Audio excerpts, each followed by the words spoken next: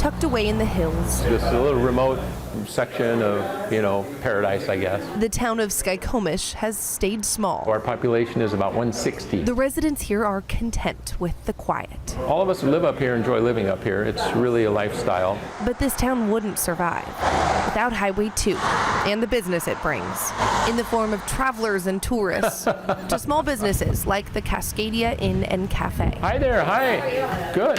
What can we do for you?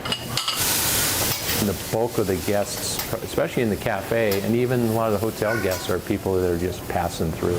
The business thrives during peak travel season. So if that highway stops, so does their income and access to the outside world, which is what happened last year for weeks during the Bolt Creek fire.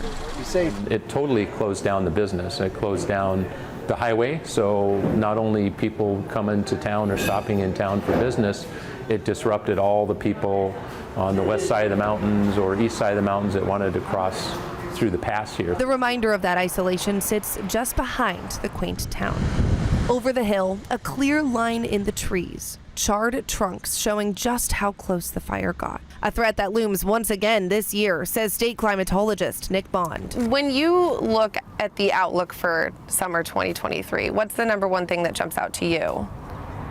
That it's liable to be warmer than normal. The National Interagency Fire Center's outlook for the summer shows above normal fire risk for the Northwest for July, August, and September, the only area in the country with that elongated threat. Because we don't really get much rain around here in the summertime, things continue to dry out through August and well into September, and what we saw last year into October. So the threat in general is later in the summer than in other parts of the West. So this is something we're going to be talking about for months to come. Unfortunately, yes. But we also have to look back to understand why there is an elevated fire risk moving forward. If a region sees a lot of rain during wet months, that helps vegetation grow.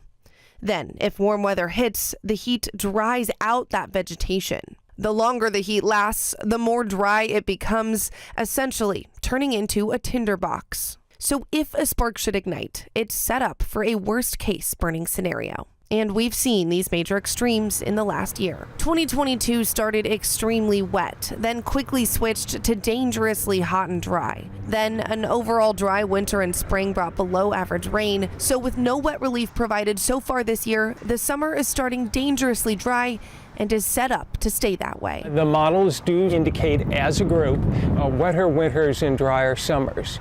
And so that's going to just already exaggerate the water cycle and the challenges we have with, obviously, floods at times in winter and then lack of water in summer. Those extremes creating a new normal. And as things are changing here, we're seeing that those changes are having impacts, and one of them, unfortunately, seems to be more acres burned in wildfires. The numbers show that change. In Washington, from 2003 to 2012, more than 1.5 million acres burned on average every year. In the next 10-year span, from 2013 to 2022, more than 4.5 million acres burned on average every year, nearly triple compared to the decade prior. What we have to learn how to be is resilient.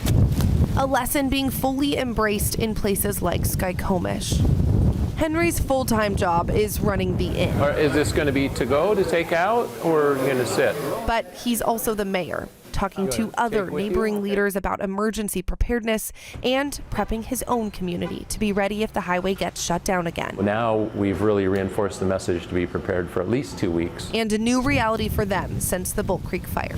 Be ready for the worst. People don't really think about that until it really happens. It's like, okay, what do you pack, what do you take and leave behind, and realize it may not be there when when it's all said and done. Until then, they're staying busy with the start of tourist season. We have regular drip coffee if you like just a coffee. But not forgetting. Thank you. Bye-bye. That it's also the start of fire season. Leah Pizzetti, King 5 News.